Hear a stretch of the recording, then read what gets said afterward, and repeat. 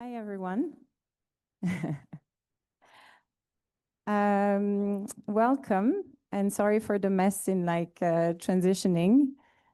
So my name is Caroline Masbunji, and I work with UNICEF, and I design digital solution for girls.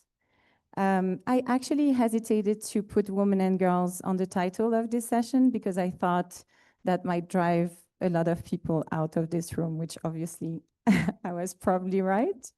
So that's lesson learned from me. I want to tell you a little story about myself before we start, or to start. I grew up being acutely aware about what it meant to be a girl in this planet. In Beirut, we had a basketball field just right next to my home, and I loved basketball. My aunt was actually a champion in Lebanon. And every time I was going to the basketball field, only boys were playing and girls were just sitting on the side looking at boys playing. And that was always made me very frustrated. Fast forward, and I won't tell you today, and I won't tell you how many years that is exactly, so you can't guess my age. In sub-Saharan Africa, only 36% of women and girls have access to mobile internet. So they are actually sitting on a bench, looking at men playing with their smartphone, like I was watching boys playing basketball. And when you start thinking about marginalized groups, which women and girls are still a part of, especially in the global majority, you essentially train your mind to make your tech solution better. And today we will go on this journey together. I don't have a clicker. Is it possible to move the slide, please?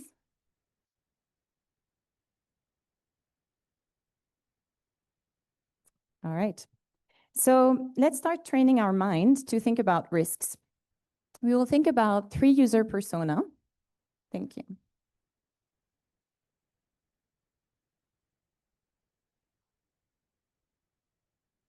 This is not working. All right. So we'll think about 3 user persona and apply risk profiles in using the use of a very unsexy, unsophisticated technology solution, which is a WhatsApp-based chatbot that provides information on to local services on information on health and connecting users to local services. So I'm going to introduce you to these 3 users. The first one is Mark. He's 36 and he lives in Boston. He opens the chatbot to ask about persistent lower back pain from sitting at his desk. The second one in the middle is Anita. Anita is 29 and she lives in Madrid in Spain. She's 2 weeks pregnant and asking about her option, including abortion. And last, we have Esther. Esther is 16 years old. She lives in Rutshuru in North Kivu in DR Congo. And she's asking where to go after sexual assault. Now, I want you to think about our solution, a WhatsApp-based chatbot. And I'm going to ask everyone to participate. I want you to raise your hand and choose the number of fingers you want to raise. And I'm going to ask you one simple question. Is this solution safe for each of them? One finger is that it's really unsafe, and 5 fingers is that it's very safe. All right? There's no right and wrong here, so really just put up your hand with what you think. So let's start with Mark. Is this solution safe for Mark? All right, I should see all the hands up. I see mostly 5, 4, 4, 5. Okay. Can I ask someone to share why you think this solution is safe for Mark?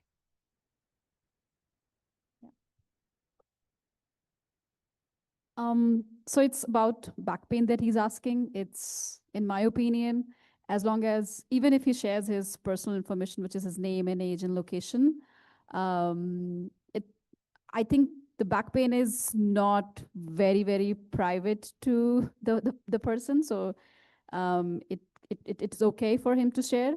Now that you have given me the other scenario, so if I were to give 5 to one of them, I would give the 5 marks to Mark and still think about the other 2. And maybe because gender is at play, he's a male person, so I think that it is okay if we can share about the back pain and take symptoms and then get other treatments done based on what's suggested. Thank you so much.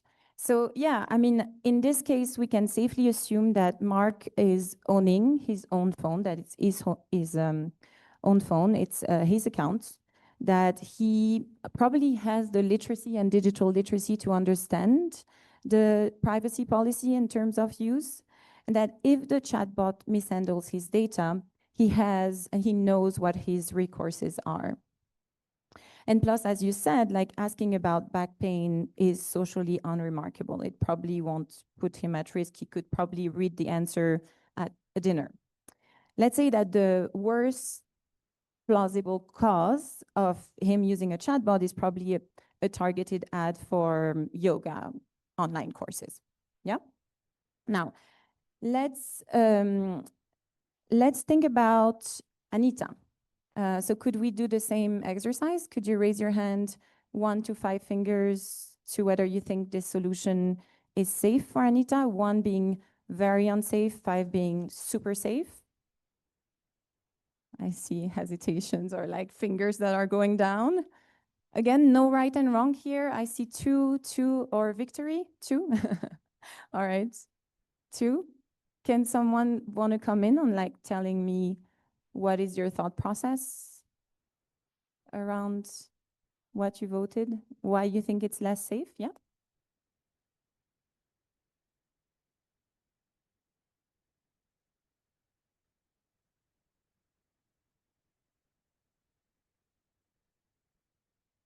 Okay, there we go.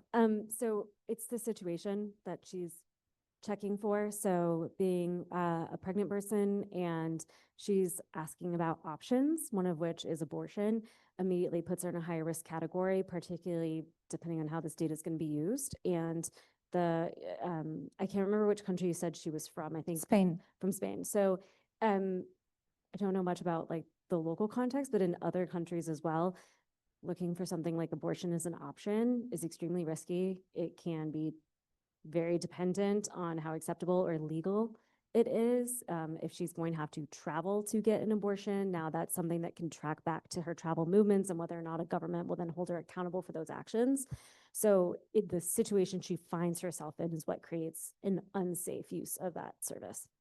Yeah, thanks so much. So yeah, in the case of Anita, again, I think similar to Mark, we can probably assume that living in Spain, she probably owns her phone, that the account is still hers, that she can read the policy.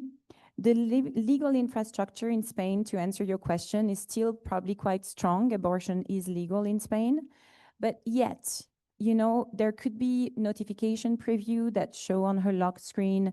And if her partner picks up the phone, you know, that might automatically let him know that she's experiencing or she's considering abortion. We know that across the globe, 1 in 3 women experiences gender-based violence in their lifetime. So it is possible, we don't know in that scenario, but it is possible that Anita is experiencing intimate partner violence. So that could put her at risk. So that question carries more weight, and that use of that solution carries more weight for Anita than it did already for Mark. We can probably assume that the technology is still acceptable in terms of safety, but again, depending on her specific situation, it might actually put her at risk. Now, let's move to Esther. Hands 1, 2, 3, fingers 4, 5, 1. I see more 1, 0, 0 if that was an option. A lot of people are like not raising their hands anymore. Are you unimpressed or? Yeah, 1. Okay. Does someone want to share why you think it's unsafe for Esther? Yeah.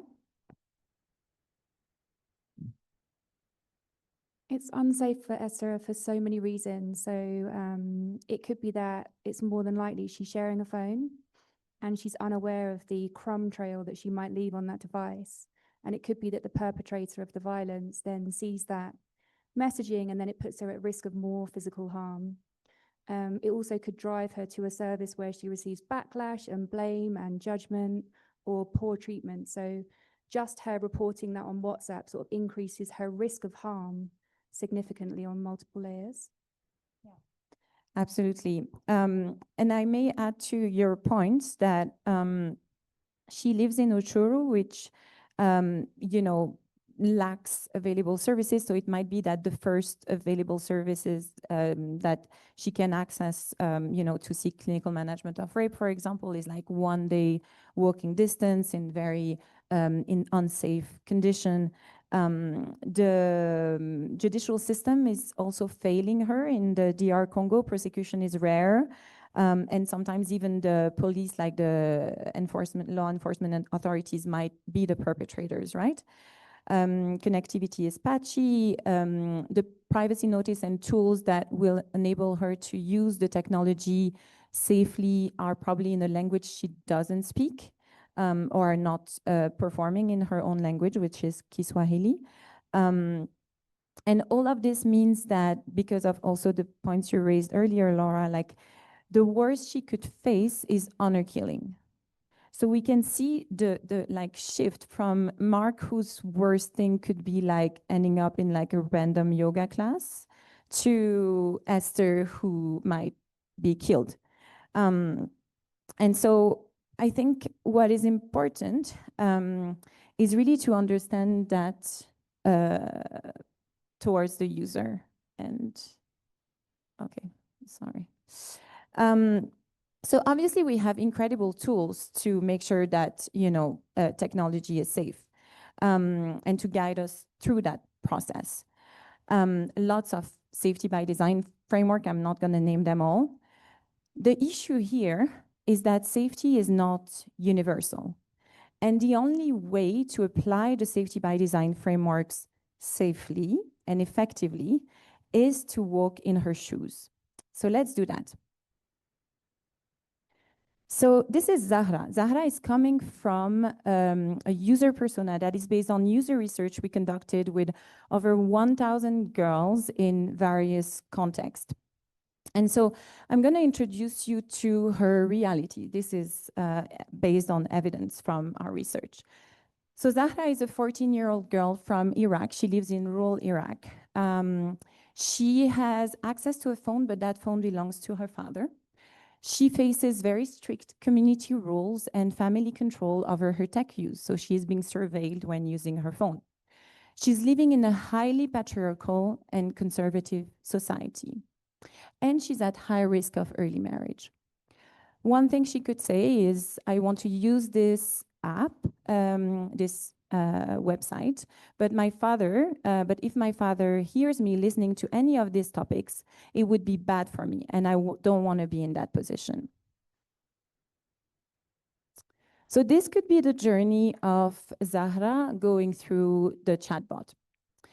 At the discovery and phase, Zahra friends tells her about this chatbot that helps girls knowing more about their body. She's curious, but also a little bit scared that her father would find out. She has so many things she wants to know about her body.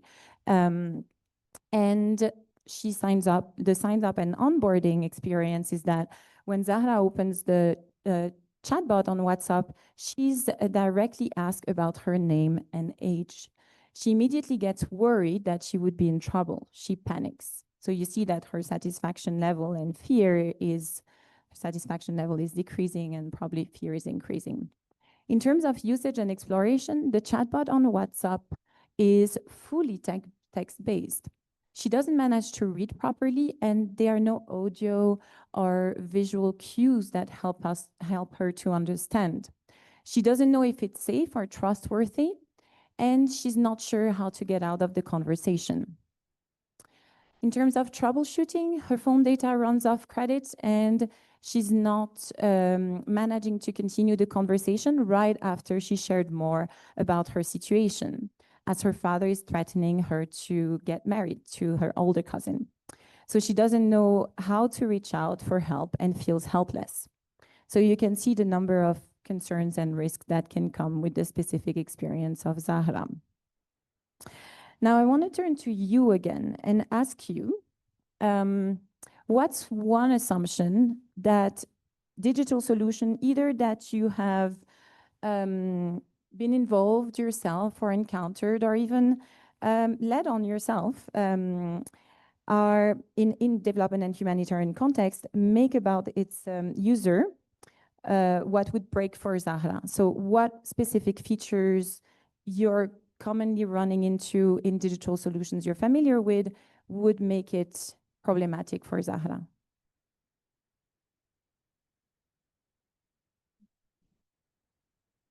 Okay. Yeah. Yeah, there are some tools that I've come across that I'm sure that they think about personas when they go in to design it, but how the information goes out and what type of information they put out just feels like it's for one blanket persona, kind of like an anonymous person even. Doesn't even feel like it's necessarily like one type of person. It's like, oh, here's just the information. Like the information is like holy because it's like good information. And there's not a thought about like, how will this be received? What happens if somebody else sees someone consuming this information? So I've seen that a lot on like information services. And I think a lot of people think like, oh, this is pure because it's providing information, but there's not a thought about what type of information, how someone consumes it, and what happens afterwards. Yeah. So we're using a lot of chatbots now to communicate like services information to like affected communities that are a bit like audience blind, let's say. Anyone else? Yeah.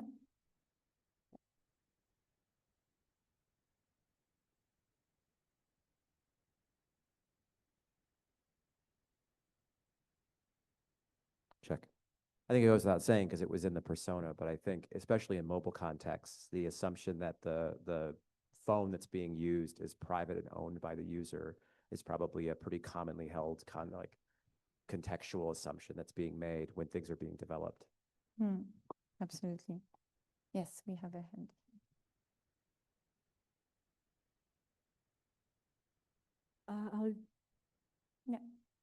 I'll say resources. Sorry? Resources. Mhm. Sometimes as humanitarians, we think that resources are universal in a way that if I provide a digital solution that is relevant for this community, it will be relevant to another community of which the resources are not very balanced, especially on the underserved communities where even having a smartphone is not a privilege, so they do not have it. But then we have the solution. So who are we building these solutions for? Because you're talking about AI, I don't have a phone. So where will I access it? Where will I access these smart solutions that you have while I don't have the resources, the like the phones, for example, or anything that can connect me to these good resources or solutions that you have? Absolutely. Thank you so much.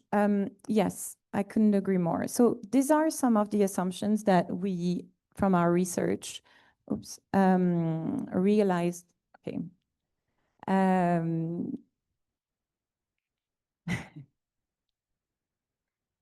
Realized that weren't holding up for the populations we were serving, and particularly women and girls in conflict-affected areas. Most of the digital solutions that are currently being deployed in development and humanitarian contexts assume, as you rightly said, that the user owns and controls their own phone, their own device. From our research, a majority of the women and girls didn't. Either they didn't own their phone or their phone was surveilled by family member that was even going through their messages and so on. The second assumption is that they have an account, meaning they have security. That's another assumption. Oftentimes, they neither have the digital literacy nor the means to actually create their own accounts, to have their own phone number, and so on. The third one is that those women and girls speak a language that large language models handle well, and that reads the tone and nuance. We actually tested over 10 chatbots deployed in humanitarian context, disclosing violence in languages that the women and girls were speaking, and almost none of them picked up on the fact that our persona was being exposed to sexual assault and directed them to resources. None of them. The fourth one is that the user, if the user face abuses, they face abuse online, primarily by strangers online, not offline. That 1 in 3 cases I was talking about that is mostly related to intimate partner violence is not an assumption we make. Then there is an assumption that you wouldn't be surprised that there is reliable connectivity and data. This is probably the one where you could challenge me the most, because maybe that's where we made more progress, although that's still to be fully demonstrated. And the last one is that the user has functional literacy and understands the privacy notice. Again, from our research and literacy rates in the context where we work, women and girls are still not meeting that assumption. All right, so I want to walk you through what at UNICEF we tried to we built actually. It's called LAHA. It's a virtual safe space platform for women and girls that follows the process of starting from where the women and girls were at. And I'm going to tell you more about the process, but first I want to show you a video.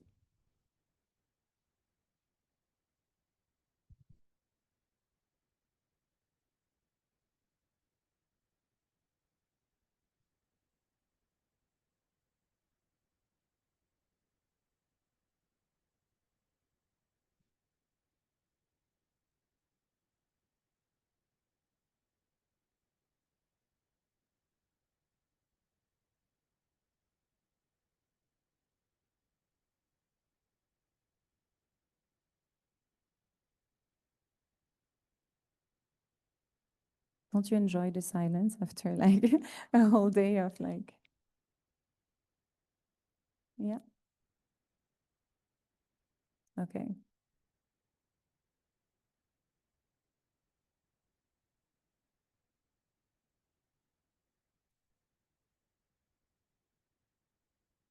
All right, maybe I'll start telling you a little bit about LAHA. Do you need more time? Oh, here it is. Oh, that's that's not the one. That's interesting. I love this video, but that's not the one. Have you seen that video about consent being compared to like, that's not the video I wanted to show, but it's funny it's showing up because I love this video.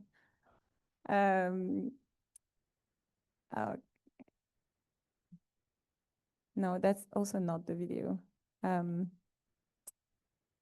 Interesting. It's in the notes of the next slide. Yeah. Here you go.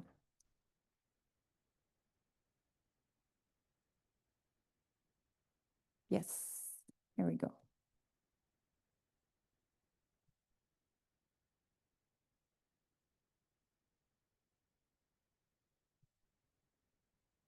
Welcome to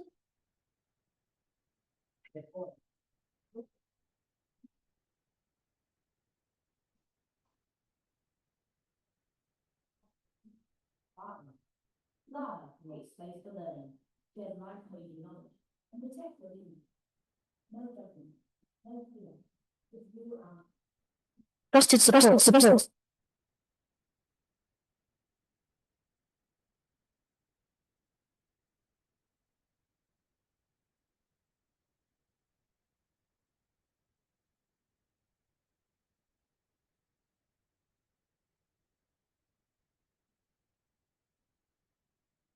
Yay. Okay. Thank you. So I want to tell you a little bit more about how we built LAHA, because we really didn't approach it we didn't start with a digital solution. We started with the women and girls, and mostly the women and girls in humanitarian context. So we had and we have a very iterative process in which we don't assume what women and girls feel at different stages of our process. We started by listening. We didn't want to assume what a virtual safe space would look like. We asked them. So in 2019, we spoke to about 500 women and girls in Iraq and Ecuador. We conducted initial user research with adolescent girls and women. And we really asked them the question, like, what do you need? What information do you don't have access to? What makes you feel safe? What is your relationship to tech? How safe do you feel using your phone? And what would make you feel safe? Based on that, we synthesized the information, the insights, and we actually translated into technical requirement. We also made sure that there was always this link to locally vetted services. And so we even ask ourselves the basic questions that are actually quite hard, like which services should be listed and why? And how do we make sure that they constantly have that way to be directed to physical services if they need to? And remember, this was during COVID, so there were even increased challenges. Then we co-designed with them. We did information co-design session on the architecture. We worked on language. They told us what they wanted in terms of the tone, the illustration. They said, you know, we want those colors and we don't want to see like sad women and girls. We want to see empowered women, and we don't want actual photos and pictures, but illustrations. They told us which safety features they wanted. They said, clearly, we don't want an app sitting on our phone. We want something where we can just jump out really quickly. We translated that to an online app and understanding how we could otherwise find a way to build something that didn't leave trace on the phone, that wasn't a mobile offline app. We then moved to prototyping and testing with the MVP, again, with girls. And if I show you the first version of Laha and what it is now, it's a world apart because of that like iterative process. We then deployed first in Ecuador and Iraq, but then in 19 more countries. And in every country, it triggered a new reflection, a new stories. Like we went from countries like Ukraine that faced less concerns in terms of digital safety, at least at the personal level, to countries like Afghanistan, for example, that faced quite considerable concerns. And finally, we listened again and keep starting over and keep questioning over what we want to do. So now we're building an IVR because that felt like the safest offline option. So these are some of the things that women and girls told us. We had findings across several countries, and we are still collecting data. And there are 4 main findings I want to bring to you that you might have understood from our discussion are already things that were on the top of our mind. The first one is that the phone isn't hers. So most women and girls, like that was a majority, didn't own their phone.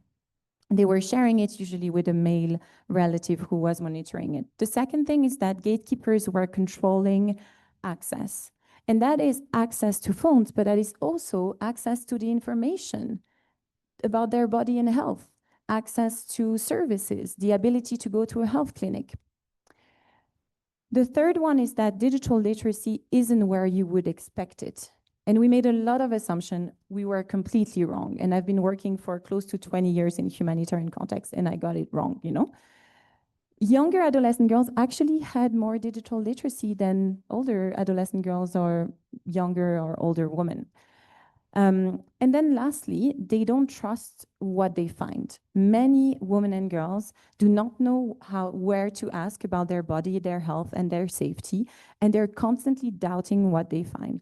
By the way, most of the younger girls were getting information on their body and health on TikTok. On TikTok, there is about 70% of false information on sexual and reproductive health.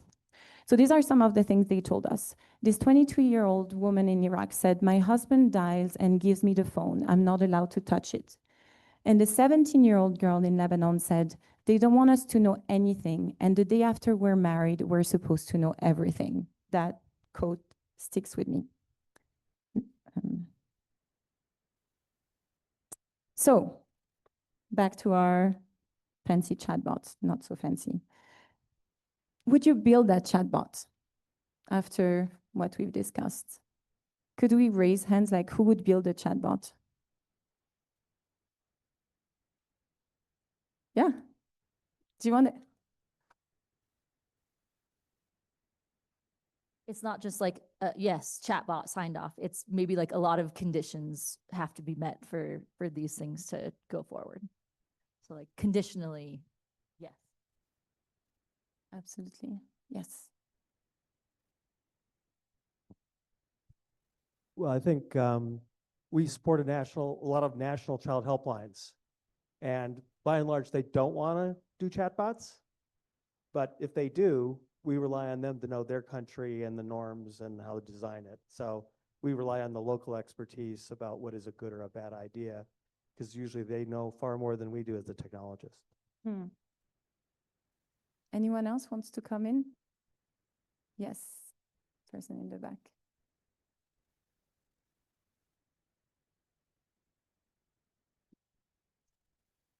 Well, I guess from my perspective, I think the chatbot itself is a little bit independent of the platform of how you deploy it. You know, one of them could be the UNICEF product, but another case could be, you know, through SMS, for example. Like we've done that for people who don't even have smartphones, be able to access browsers or even WhatsApp, right? So I think there's validity across multiple ways of handling it, but like you said, building in layers of whether it's local language, cultural sensitivity, depending on the area that you're operating in, I think is super important to understand. And yeah, like the nuance of okay, what are they really asking about when they're talking about this, and what kind of information is important for that specific, like region specific nuances, I think are the important part. But from my perspective, it's like you have to kind of meet the people as far as what technology they really have access to. And I know in a lot of areas it's non-smartphones. So SMS is really like the only way, or even voice chat, you know, like you could do a chat bot that's completely voice-based, for example. 100%. Thank you so much. Yeah, I'm not going to surprise anyone when I tell you that I've been called many times a tech pessimist. I'm actually, and it's actually not true. I'm actually really enthusiastic about the opportunities that tech brings to the world, and particularly to women and girls. I think and it's also a false debate. I think that question is a trick question, right? Chatbots are here, whether we want it or not. Like there is now AI-powered chatbots, like more and more women and girls in the global majority are using ChatGPT and Claude and so on. So, I mean, that's a false debate. Like chatbots and tech is there. The question is really like, how do we make it better? My point today is that it shouldn't get built considering that it is safe for everyone to use it. And I want to quote Girl Effect here, who's saying there is no such thing as ethical AI or tech, for that matters. Only the ongoing, expensive, humble work of doing less harm. And I completely concur with that. All right, so what would I love you to take home from this? The first thing is that positionality matters. Understanding the digital realities and power dynamics of the population in your context, not just the primary population that your technology solution is actually serving. Think about the marginalized groups. Who are they in your context? What power do you hold? And who is not in the room when building that technical solution? This is where the weakness is, and this is where the safety mindset switches. The second thing is that safety is not universal. It's actually deeply personal. If you are people-centered and not product-centered, you start with the risks, not the features. If you don't get to decide what is risky, what is unsafe on someone else's behalf. The only people that can actually tell you what is safe are the people in this context. And I guess even for you, if I tell you what makes you feel safe right now, you would be offended. No one else but me knows what is safe. And similarly, only co-design is what will make your product safe. Because again, only your audience, your end user, is going to be the one that is going to be able to tell you what is safe for them. What is expected of you is to let yourself be guided by the user and be the expert that translates what they're telling you into safety feature and technological features. And the last one, and that is highly, highly controversial, draw your red lines. Some use cases are just too sensitive for the tools we currently have and for the users we're designing for. Some examples, reporting mechanisms for sexual violence in conflict zone. Another example, as I think someone said earlier, open source peer tracker apps in criminalized jurisdiction. There are so many others. Naming those red lines is not a failure of ambition or loss of funding opportunity. It's the most senior thing a team could do. Write them down, revisit them regularly, and invite someone whose job it is to break them. Red team your own product, attack your own assumptions, hire the specifics. The red lines that you don't get challenged on are the ones that are quietly moving. So why should you take this home? Esther and Zahra are actually not an edge case. They are half of the world. If we cannot safely reach the people that we say we're designing for, it's not good enough. And here is the part that is worth staying for. When you design for Esther, the product gets better for Mark too. Safer default, clearer consent, smaller data footprint, language that respects the user. Designing for the person with the most at stakes raises the floor for everyone standing on it. This is what safety by design truly means in practice. It is the question you start with and the people you start with and the red line you defend when the pressure comes to move them. Thank you for walking through this journey with me today.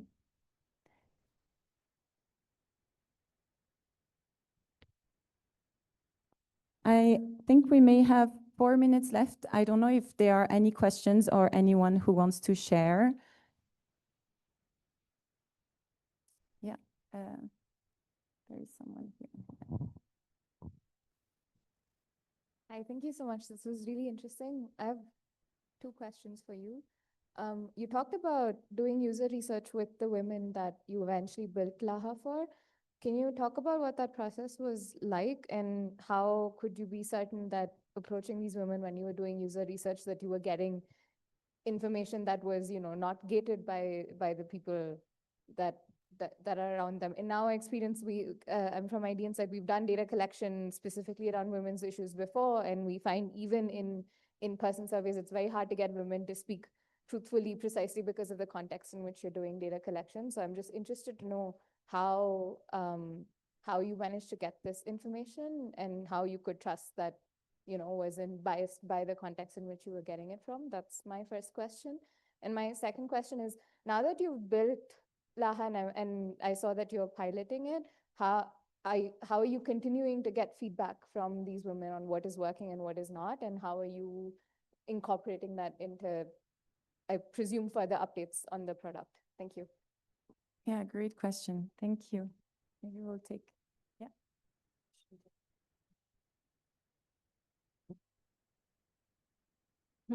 Thank you for everything. I think I loved the session, but 2 questions for you. Is Lala, what does it stand for? Is it, are there initials? And the other one is, you talked about having it offline. So what's the process like having the application offline? Thanks. To add into that, is there any cost if, let's say, someone in India, first of all, is it also available in India? If yes, then is there any cost that comes when I would like to register for Laha and then have an account to know more about certain topics that you have worked on? Thank you. Okay, thank you for the questions. I think your first question on unbiased feedback is so important. I think my short answer, and I'm also gonna maybe put Laura on the spot in a second, but like my short answer is that I think it your digital solution should be embedded in a program, right? It starts with the program, not for the solution. I was recently asked about how do I digitalize my program, what sort of digital solutions can I bring into my program, my thematic area? And I'm like, start with your program, identify what are your challenges and your barriers, and then think whether technology can help with that. So that's what we did. We already have a very large footprint in humanitarian context. As UNICEF, we're working with a lot of local women's organizations who were operating women and girls safe spaces, who already had the relationship to the users that we wanted to reach. So they were already there to provide the feedback. We didn't have to look for them. That being said, what was challenging and what came out quickly from the focus group discussions and what we're struggling with now that we're doing an impact evaluation on LAHA is that even though they were familiar with the women and girls safe spaces and so on, they wouldn't dare to talk about very sensitive topics because they had to speak up about it. And this is where the opportunity was huge for LAHA, because we're like, okay, if there is an online platform and digital solutions where you don't have to ask, but it's just there, that makes you more able to access that information. But even having that discussion around what type of information, the most sensitive information they wanted to access, was hard because they wouldn't feel comfortable voicing it out loud. So we found different ways. And maybe I want to see if, Laura, you want to talk a bit about Fatima, because I think they are solutions that enable girls to research each other without having that kind of hierarchical intervention from, facilitators like international organization, which creates power dynamics that actually might mean that they don't bring up the issues that they actually feel strongly about. Thank you. So I, for example, used to go to northern Nigeria and ask girls, tell me about your day. And they would say, oh, when I wake up in the morning, I do my prayers, and then I go to school and I help my mom, and then I come home, do my chores, go to bed. And I want to be an astronaut when I grow up. And we realized this was just not the reality of girls' lives, and that my presence was having a huge impact on what they felt comfortable saying. So we designed another methodology which empowered or supported girls to research each other. And we created an app and they were filming each other. And all of a sudden, the video content that we were getting was girls saying, here's where I'm hiding my SIM card. Here's where I'm hiding my second SIM card. Here's how I get out the house when my parents go to bed. I've got 2 boyfriends. This is what I'm doing when my parents are not looking. So the importance of creating an environment where girls feel really comfortable, like they're not being judged, is really the holy grail of doing any feedback and collecting unbiased feedback, which rarely ever happens. So as much as we can, removing our presence from that feedback interaction, making it a sort of creating a shared dynamic where they're just talking to somebody else just like them, a really comfortable environment where they're not being watched, where there's no incentive or sort of loss of incentive that might occur as a result of them giving negative feedback. It's something you really, really have to work hard at. And actually, I would say that it's not something that happens instantly. It's sort of a trust that you build over time. So eventually girls feel really comfortable giving feedback. And actually, when you start getting negative feedback is when you really know that you're doing your job properly. Thanks so much.